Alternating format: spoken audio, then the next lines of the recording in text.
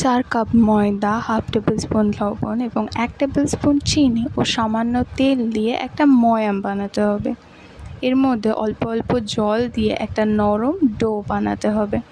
ডোটিকে একটি ভেজা সুতির কাপড় দিয়ে ঢেকে রাখতে হবে। অন্যদিকে কড়াই গরম করে তাতে সুজি খানিকটা ভেজে এর মধ্যে সর্ষের তেল দিতে হবে। সুজিটা খানিকটা ভাজার পর তার মধ্যে 3 চামচ চিনি এবং থেতো করে রাখা 4টে এলাচ দিতে হবে।